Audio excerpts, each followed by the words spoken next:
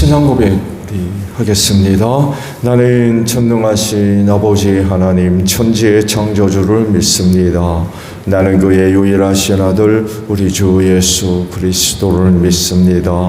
그는 성령으로 잉태되어 동정녀 마리아에게서 나시고 본디오 빌라도에게 고난을 받아 십자가에 못 박혀 죽으시고 장사된 지 사흘 만에 죽은 자 가운데서 다시 살아나셨으며 하늘에 오르시어 전능하신 아버지 하나님 우편에 앉아 계시다가 거기로부터 살아있는 자와 죽은 자를 심판하러 오십니다. 나는 성령을 믿으며 거룩한 공교회와 성도의 교제와 죄를 용서받는 것과 몸의 부활과 영생을 믿습니다. 아멘. 263장 푸르시고 말씀을 봅니다.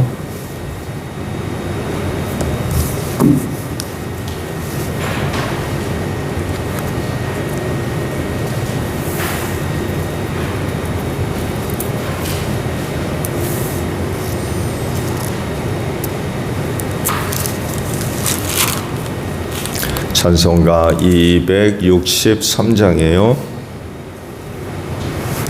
이 세상 험하고 나 비록 약하나 늘 기도 힘쓰면 큰 권능 얻겠네. 주의 은혜로 대속받아서 피와 같이 붉은 죄는 지겠네. 주님의 권능은 한없이 크오니 돌 같은 내 마음 건너겨 주소서. 주의 은혜로 대속받아서 피와 같이 붉은 죄 눈 같이겠네. 내 맘이 약하여 늘 넘어지오니 주 예수 힘주사 굳세게 하소서. 주의 은혜로 대속받아서 피와 같이 붉은 죄 눈 같이겠네. 죄사함 받은 후 새 사람 되어서 주 앞에 서는 날 늘 찬송하겠네. 주의 은혜로 대속받아서 피와 같이 붉은 죄 눈 같이겠네. 아멘. 말씀을 봅니다. 여호수아 22장이에요.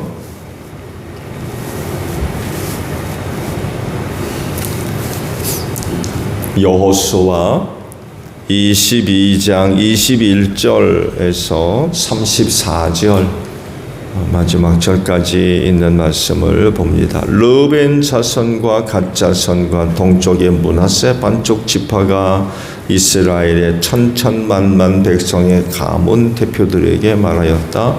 주 하나님은 전능하십니다. 주 하나님은 전능하십니다. 우리가 왜 그렇게 하였는지 주님은 아십니다. 같은 이스라엘 결의인 여러분도 알아주기를 바랍니다. 우리가 한 이 일이 주님을 반역하거나 주님을 거역하는 일이었다면 주님께서 우리를 이렇게 살려두지 않으셨을 것입니다. 우리는 주님을 따르지 않고 등을 돌리려고 이 단을 쌓은 것이 아닙니다. 또 드리는 이 단을 번제와 곡식 제사와 화목 제사를 드리는 제단으로 사용하지는 않을 것입니다. 우리가 만일 이 단을 제단을 목적으로 쌓았다면 주님께서 벌써 우리를 벌하셨을 것입니다. 그러나 사실은 그렇지 않습니다. 우리가 여기에 단을 쌓은 것은 훗날 당신들의 자손이 우리의 자손에게 너희가 주 이스라엘의 하나님과 무슨 상관이 있느냐?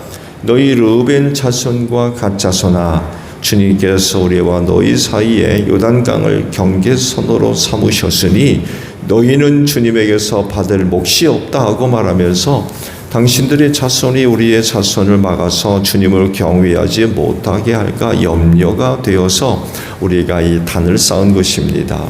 이것은 번제물을 드리거나 다른 어떤 제물을 드리려고 쌓은 것이 아닙니다.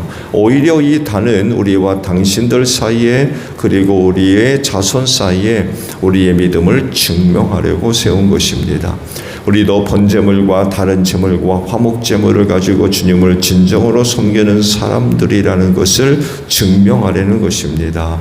그래서 먼 훗날에 당신들의 자손이 우리 자손에게 너희는 주님에게서 받을 몫이 없다고 말하지 못하게 하려는 것입니다.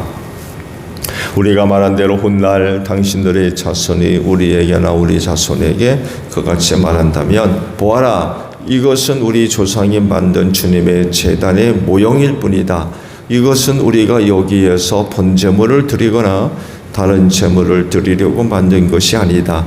이것은 다만 우리와 당신들 사이의 관계를 증명하려는 것일 뿐이다 하고 대답할 수 있을 것입니다.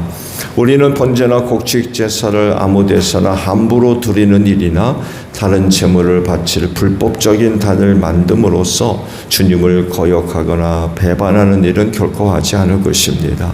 우리는 우리 하나님의 성막 앞에 있는 그 합법적인 단 외에는 어떤 제단도 쌓지 않을 것입니다.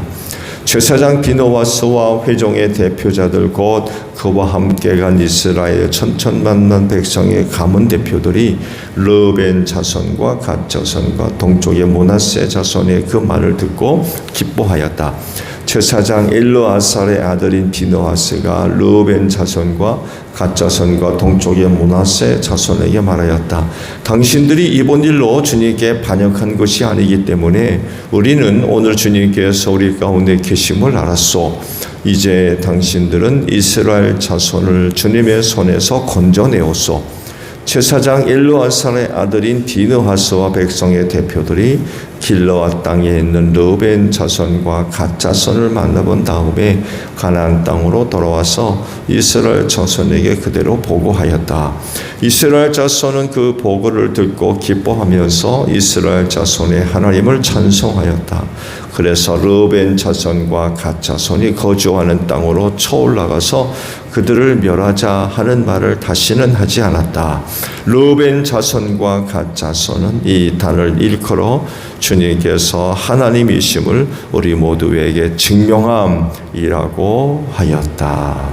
아멘. 오늘 아침에는요 22절에 있는 말씀이에요. 22절 상반절에 있는 말씀입니다. 주 하나님은 전능하십니다. 주 하나님은 전능하십니다. 우리가 왜 이렇게 하였는지 주님은 아십니다. 라는 말씀입니다. 이 말씀, 오늘 주신 말씀 속에서 우리가 발견할 수 있는 뜻은 뭐가 있을까요?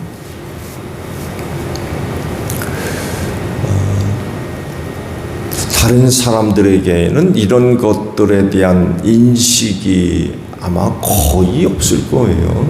그건 다른 것이 아니다. 그리스도인으로서 하나님 앞에 그 진정성을 갖고 행동하자는 것입니다. 이건 굉장히 중요한 모습이죠.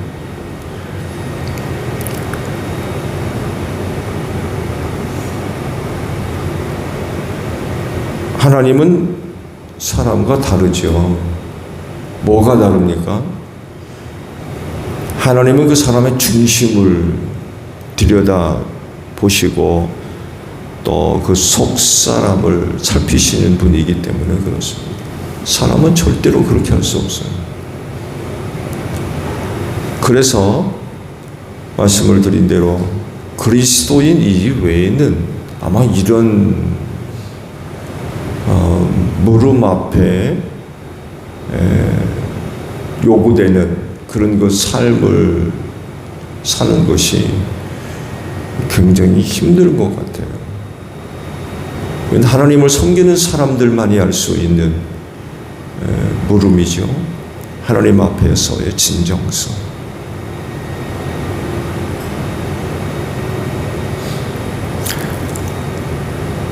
어떤 모습이나 행동에 대해서 오해가 생길 수 있죠. 왜냐하면 말씀을 드린 대로 그 속 사람을 들여다볼 수 없기 때문에 그래요. 그래서 그 한 사람에 대한 진정성에 오해가 발생할 수 있는 거죠. 반대로 속을 수도 있어요. 어떤 사람의 겉모습을 보고 그 사람의 거짓 때문에 속는 거죠.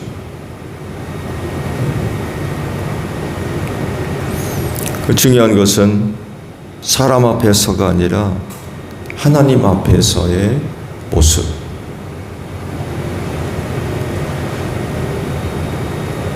그게 어떤 거냐? 라고 하는 것입니다. 그래서 그리스도인은 무엇보다도 먼저 하나님 앞에 서서 문제가 없어야 됩니다.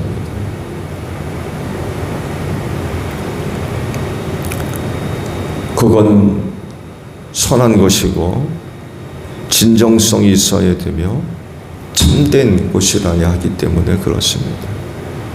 그래야 하나님으로부터 인정받을 수 있고 칭찬을 받을 수 있겠죠.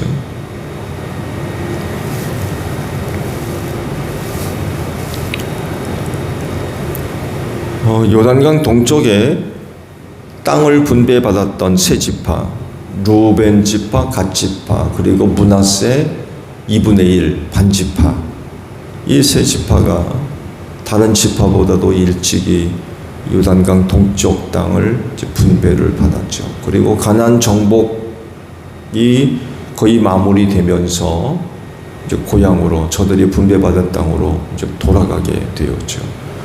그러면서 요단강가에다가 단을 쌓았어요. 거대한 단을 만들어 놨습니다. 이것을 다른 지파 사람들이 보고는 오해를 했어요. 그래가지고 요단강 서쪽에 있는 지파들이 군대를 모아가지고 요단강 동쪽에 있는 지파를 치려고 하는 전쟁이 벌어지는 거죠. 그런 지금 위기 가운데 놓여 있었던 거죠. 그래서 제사장과 각 지파의 대표들을 먼저 보내죠. 이게 어떻게 된 거냐? 왜 너희가 이곳에다 이런 거대한 단을 쌓았는지 알아보게 하죠.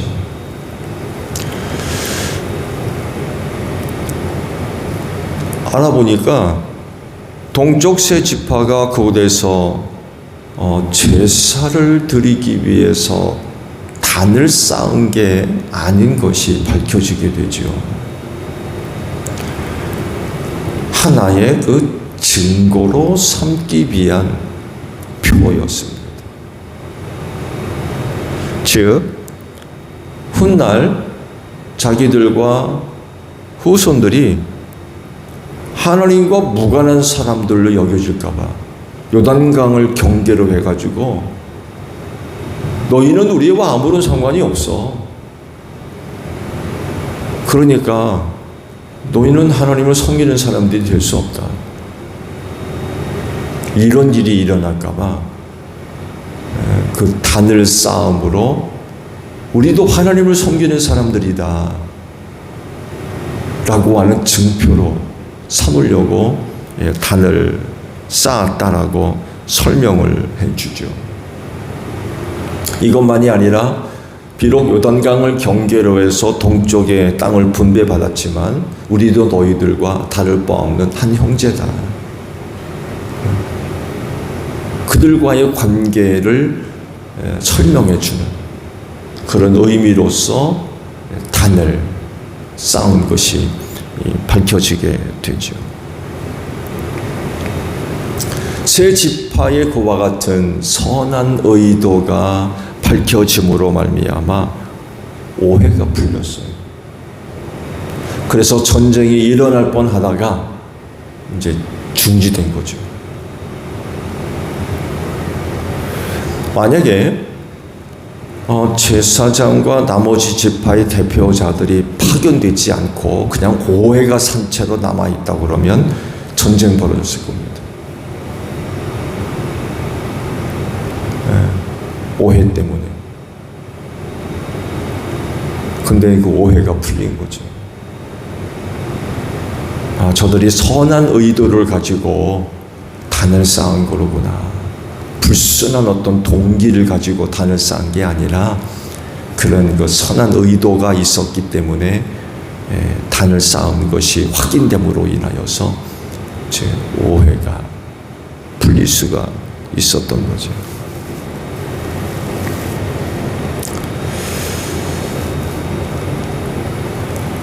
이런 그 사건들을 볼 때 그리스도인은 늘 하나님 앞에 서서 우리의 모습들을 살펴보고 진단할 수 있는 그런 그 모습들이 있어야 될 것 같아요. 그래서 그 진정성에 문제가 있다고 하면 그런 자신을 고쳐야 되겠죠. 회복시켜야 됩니다.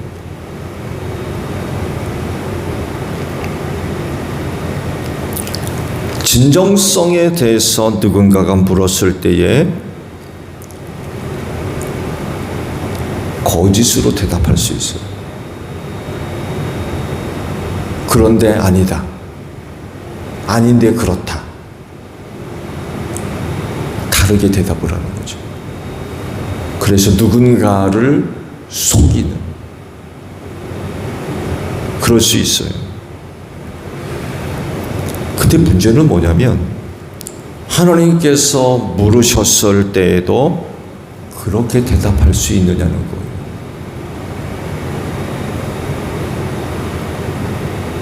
또 다른 사람이 물었을 때 다르게 대답할 수 있거든요. 거짓이죠. 근데 하나님께서도 물으실 때 그렇게 대답할 수 있느냐는 거예요.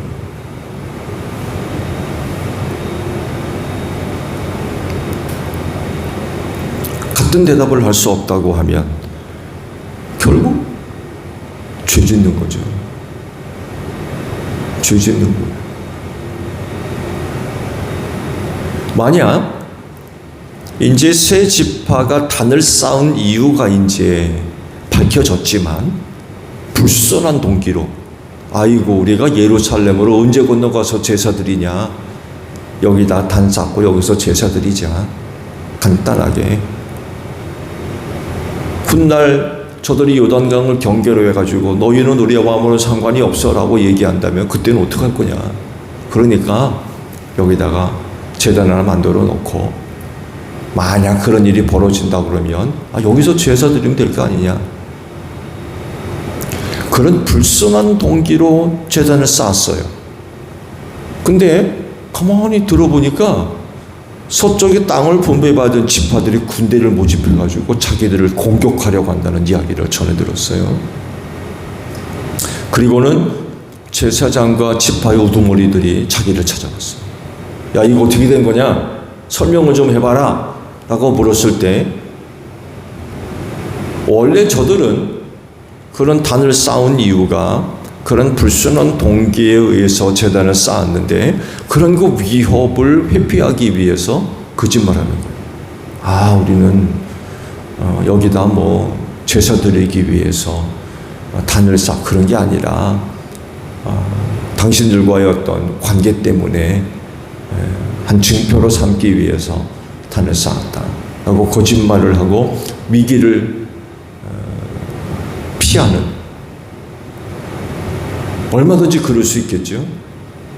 얼마든지.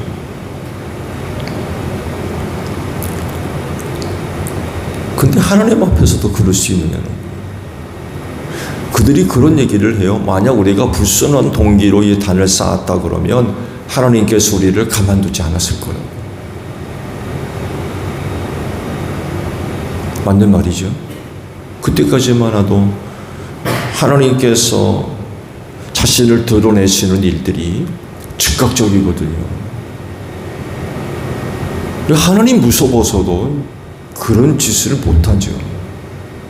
근데 거짓말하는 거예요. 그런 위기를 회피하려고 불순한 동기를 숨기는 거죠.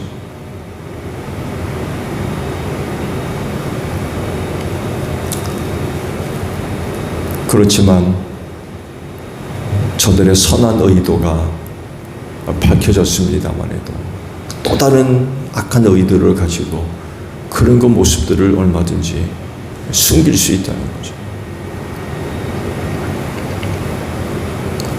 말씀을 드린 대로 만약 그렇다 그러면 하나님 앞에서 죄 짓는 거죠.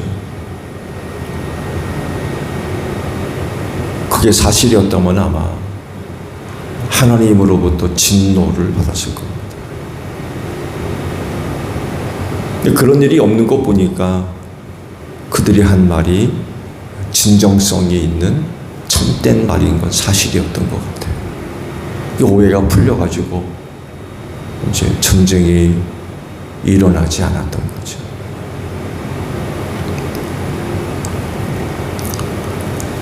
다른 사람들은 몰라도 우리 그리스도인들은 진정성을 갖고 살아야 될 것 같아요.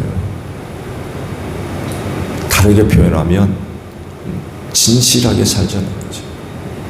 진실하게. 참된 마음을 가지고 진실하게 살아야지 악한 마음을 품고 다른 사람들을 속이며 자신의 실리를 좁히려고 하는 이렇게 살아서는 안 될 것 같아요. 다른 사람들은 나를 속일지라도 나만큼은 하나님 앞에서 진실되게 사는 그런 그 모습들이 있어야 되지 않을까.